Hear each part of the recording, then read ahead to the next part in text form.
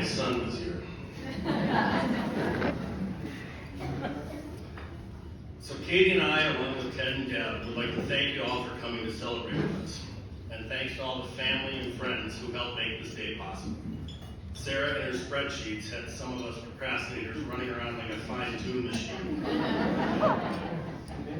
Well, the last time I spoke at a wedding reception was when I was a groomsman and I had actually fainted during the ceremony. So at least we're off to a better start than that. Keep fingers crossed.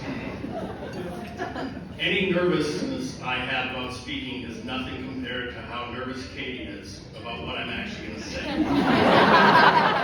That probably has something to do with my response when she would ask what I was working on, and I would say, I'm working on the roast for Sarah's wedding. Unfortunately for Katie, I don't mind the taste of my foot when I stick it in my mouth. But I do mind the feeling that immediately follows when she sticks her foot in my keister. It makes it harder to hop around. Joe, believe it or not, there is something about you that reminds me of my beautiful wife. Back when Katie and I were dating, I remember weighing the pros and cons, as you do. And now I'll keep the pros to myself because that would wander into the inappropriate territory that Katie is so afraid of. Plus, Joe, you don't remind me of any of those kind of pros. That would be weird. But back then, the only con that I could come up with for Katie was that she was too damn nice. To everybody. All the time. And I figured if that's the worst thing that I can think of, that's pretty good. I can live with that. And as I weighed Joe's pros and cons, like Katie, I could only come up with one con, and that is that Joe loves soccer. I'm not sure I can live with that, but I'm willing to try.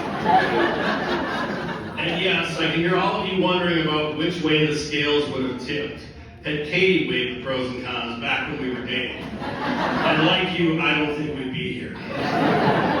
But lucky for me, Katie doesn't weigh the pros and cons.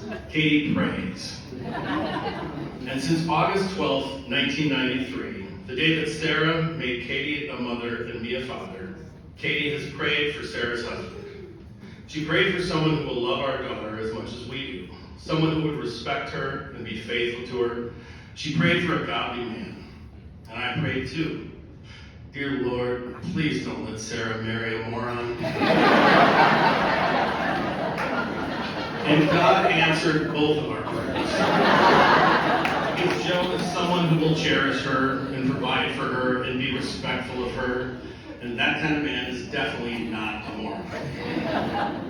In addition to praying for her, I used to encourage my sweet little Sarah by telling her that she could grow up to be anything she wanted to be. I told her she could be president of the United States, but she wasn't interested. Sarah told me that what she really wanted to be was the United States of America flag. That's when I started thinking that I might have to lower my expectations. But Sarah redeemed herself at her kindergarten assessment, where some teachers go over the basics to see if your child is ready to start school. They lay a bunch of shapes on the table and ask your kid to point to the circle. Or they put pictures out full of fruit and say, which one is the apple?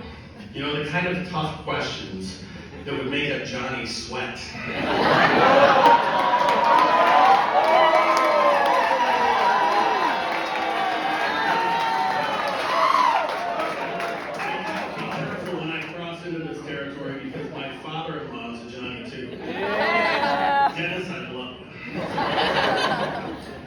The assessment is just checking to see if your kid has a brain. So the teacher slid a piece of paper over to Sarah, gave her a pencil, and asked Sarah if she could write her name on the piece of paper. And Sarah definitely could write her name back then. But when she picked up the paper and pencil, she paused and looked up. And the teacher said, "Is something wrong?" And Sarah said, "Do you want me to print my name or write it in cursive?" And the teacher just stared at her. She grabbed the pencil and paper from Sarah, gave us a look and said, "We're done. I think she's ready." and we were again back on track. Sarah has always been the studious child who came right home and did her homework. She's a real trooper, especially on Mother's Day when she was 10 years old.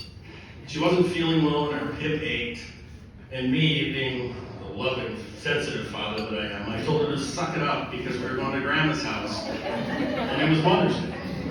So I gave her some ibuprofen and laid her on the couch at my mom's house while all of her cousins ran around playing. Well, the next day she still didn't feel well, so Katie took her to the doctor's office, where they quickly sent Sarah straight down to Gillette Children's Hospital. When I called to check on how Sarah was doing, Katie told me that they were prepping her for emergency surgery due to a staph infection in her hip, and she ended up having to stay in the hospital for 10 days. Not my finest moment, but a reminder of how brave you were. Sarah, you have been and always will be a wonderful gift from God. Your mother and I are so blessed to have you as our daughter, and your siblings couldn't have asked for a better big sister. We couldn't be more proud, and I know that you'll be a wonderful wife, and Lord willing, sooner than later, a fabulous mother. That is why when it came to your dating life, I couldn't just rely on prayer. There was paperwork involved in the form of an application for permission to be Sarah's boyfriend. And I created this application back when Sarah was asked to her first dance in high school. It stands the test of time. Allie's fiance Carl filled one out too, and Amy knows it's coming. Tommy, however, is fair game. Ladies, he's all yours.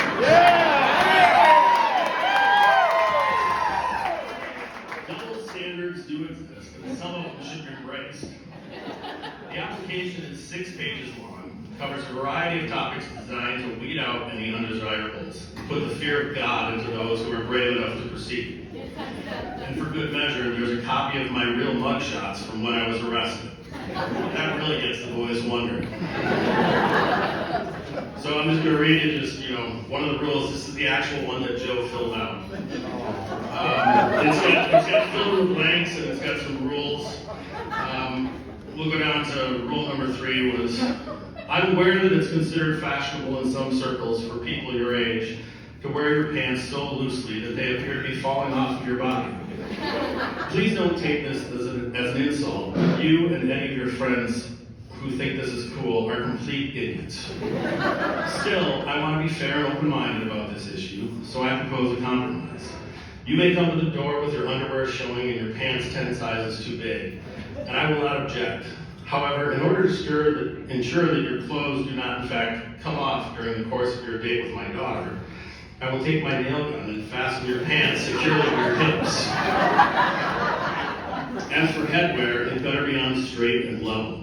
Whether it faces front or back, I care not, as long as it's straight and level.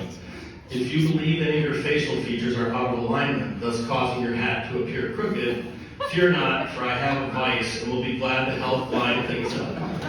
If stickers and tags are present on the hat, I will assume it is a newly purchased gift for me. So it continues on, and there's the said mugshots.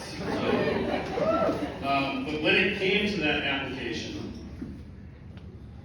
Joe filled it out, saying, one sec.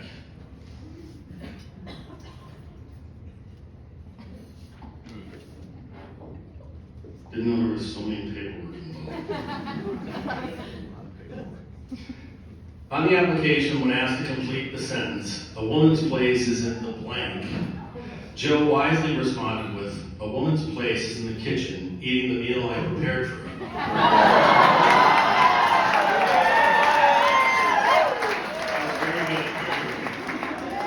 And when asked, what do you want to be when you grow up? Joe replied, a supportive husband and father.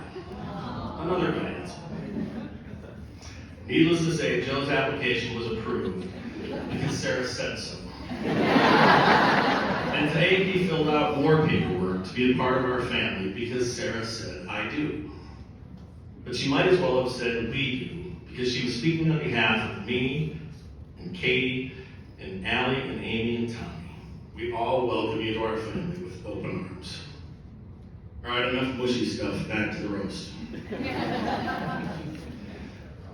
Fathers of the bride always talk about how they're not losing a daughter, they're gaining a son, which is true, But have you ever actually stopped to think about what that means?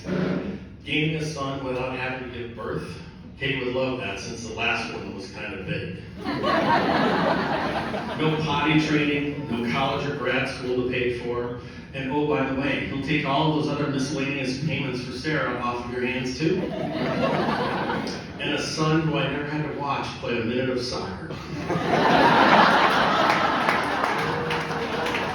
And diapers. I almost forgot. Joe, there's a far greater chance that you will have to change mine someday. Now, before I hop back over to my table and get my wife back her shoe, I want to pass on a little advice. Pondering this speech made me think about rings, which got me wondering about the expression, grab the brass ring, which means striving for success by worldly standards or keeping up with the Joneses. But why brass? Why not gold? Where did the saying come from? So I started down the Wikipedia rabbit hole and discovered that back in the 1800s when merry-go-rounds were all the rage, they had a ring dispenser mounted so that riders on the side of the merry-go-round, on the outside ring, could grab a metal ring from the dispenser as they rode by. Most of the rings were made out of steel, but every once in a while, a brass ring would come out of the dispenser, and the lucky rider who grabbed the brass ring won a prize. Thus, the carnival barkers would yell at the riders, "Grab the brass ring." Interesting. But also kind of pathetic to know that even back then, it wasn't enough to just sit back and enjoy the ride. We're always told we should be reaching for something more. Our society and social media are like a toothless carny worker, yelling at us to always want more and screaming that we can never have enough. And all that noise has led to the demise of marriages and families today.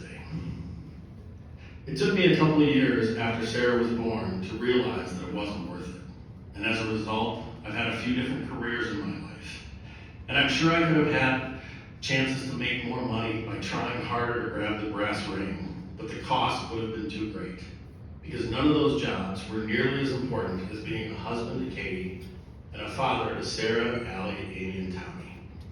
I'll take this gold ring every time. Because this ring symbolizes something whose value cannot be measured. It's a reminder of the day that I started my own family. And Sarah and Joe, today we all witness the start of yours. Your rings should be a constant reminder that when you have a family, you have something far more valuable than any worldly possession or sum of money. Wars have been waged, empires have crumbled, and families have been destroyed in pursuit of something that you two achieved today. Because today, now that you're married and have a family of your own, you have enough. But it's up to you to keep that perspective. That's where the commitment part comes into play. The richer or poorer, till death do we part kind of stuff. All of the ups and downs of the merry-go-round of life. So now that the craziness of today is finally here, it's time for you two to sit back and enjoy the ride, content in the fact that you indeed have enough. Please join me in raising a glass. May your new marriage have even more happiness than all of the 60-plus years of marriage between our two families. The Sarah and Joe.